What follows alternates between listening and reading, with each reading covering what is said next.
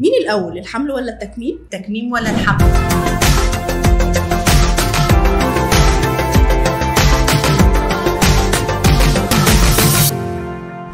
انا عامله تكميم بقالي 3-4 شهور، وعايزه افكر بقى في حمل، وفي نفس الوقت خايفه ياثر على صحتي، خايفه البيبي ما يبقاش كويس.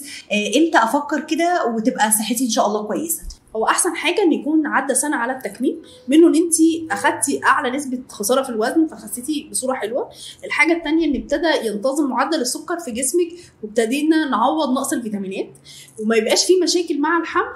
بس في ساعات كتيره بيحصل ان بتقابل ان الست بتحمل من غير حاجه خالص اول ما بتعمل تكميم في خلال 3-4 شهور. لانه نزول الوزن دوت حسن لو ناس كان عندها تكيسات في المبايض، الدنيا دي ممكن تكون اتحسنت وما احتاجتش وسائل مساعده. طب الست دي عندها مشاكل او هي في خطر دلوقتي ان هي حملت مثلا بعد 5-6 شهور من العمليه؟ ساعات بيحصل ان هي بيسبب القيء المستعصي بيبتدي يزيد فرصه لما بتكون الست لسه عامله عمليه تكميم. الحاجه الثانيه ان وزن الجنين بيكون قليل شويه عن المعتاد. والحاجه الثالثه ان هي تملي بيبقى عندها احساس بالارهاق وان هي مجهده اكتر من العادي. طب الست دي بقى يعني ننصحها بايه او نقول لها ايه تعمله زياده عن الست الحامل العادي؟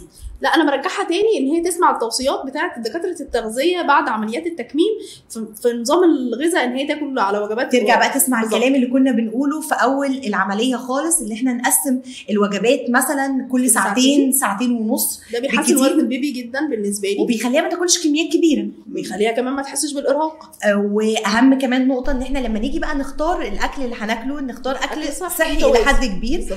ما نروحش للمقليات ونقول ان هي سهله في الاكل. لا طبعا، بتزود اهم حاجه البروتينز بالظبط، والمقليات دي كمان ممكن تزود الحموضه عندها وترجع تشتكي منها طبعا.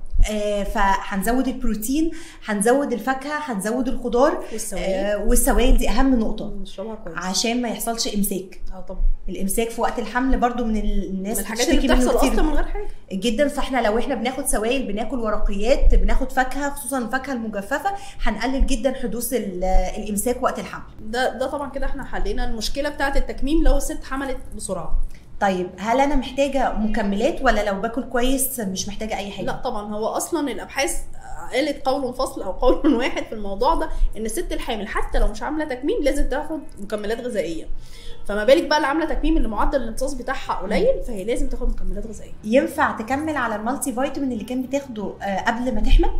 هو في انواع كتيره بتنفع، بس لازم يكون فيتامين ايه بتاعها اللي هو البيتا كاروتين. ففي بعض الانواع مشهوره مثلا زي السنترم او كده ما بينفعش، لان ده فلازم ترجع للدكتور بتاعها، دكتور النساء، عشان يغير لها. لكن مش ممنوع ان هي تاخد مالتي فيتامين. لا، في انواع كتيره معموله دلوقتي بتدي كل الاحتياجات اللي الست. ولو هي مثلا قلنا زي ما حصل ان عندها الترجيع كتير او ان هي عندها مشاكل مش عايزه البرشام، ممكن تاخد حاجه مختلفه. هو الميزه دلوقتي ان شركات الادويه بقى في يعني طفره في انواع الاغذيه. اول حاجه في المكملات ما فيش حديد دلوقتي بيعمل امساك، الانواع القديمه بس هي اللي بتعمل امساك، الانواع الجديده ما بتعملش.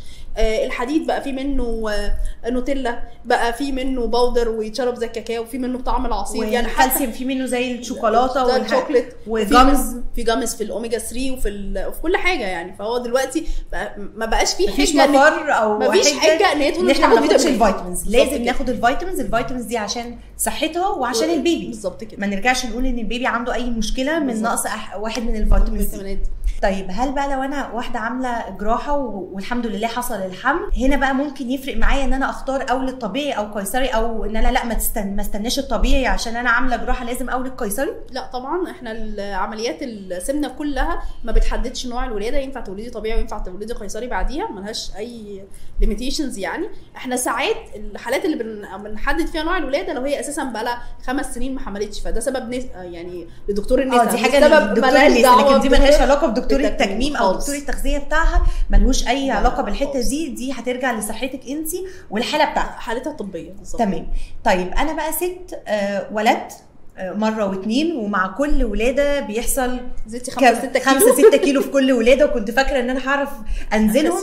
انا دلوقتي البيبي بقى عنده 3-4 شهور والهدوم القديمه ما بتدخلش كلها. ده في ستات بتبقى لسه والده فاكره الهدوم هتدخل. لا يا جماعه، فاكره البيبي هينزل كل الوزن الزياده هينزل معاه. هل بقى دلوقتي انا حاولت بصراحه اعمل دايت كتير وفشلت، ففكرت ان انا اعمل جراحه، ده يفرق بالنسبه لي ان انا والده قريب ولا لا؟ احنا بس هي المشكله في الرضاعه الطبيعي، عشان احنا مهم جدا ان الست تعرف ترضع طبيعي، فممكن نبتدي نعمل تكميم لو ابتدينا ان البيبي ياكل او ابتدى بقى في مصدر غذاء خارجي. يعني مثلا لو ست ما بترضعش طبيعي خالص، لكن لو هي بترضع طبيعي بنستنى ان الاكل يبتدي يدخل للبيبي علشان ينفع تعمل تكميم. لكن لو ست بترضع صناعي اساسا فالتكميم ملوش اي مشكله مع الولاده، بعد 3 شهور ينفع تعمل العمليه. كده بقى عايزين رد للسؤال بتاعنا، التكميم الاول ولا الحمل ولا التكميم؟ عادة بيكون التكميم الأول في الحالات اللي هي وزنها عالي ومحتاجة ان هي تحمل مش عارفة تحمل، فبيكون التكميم الأول. لكن لو ست عندها حملت مرتين ولسه عايزة تحمل مرة كمان، لا خلاص احملي المرة دي وبعد كده اعملي تكميم. وعلشان كده تملي بنقول للحالة ان لازم ترجعي لدكتورك عشان يحدد المناسب ليكي، لان كل حالة مختلفة عن التانية.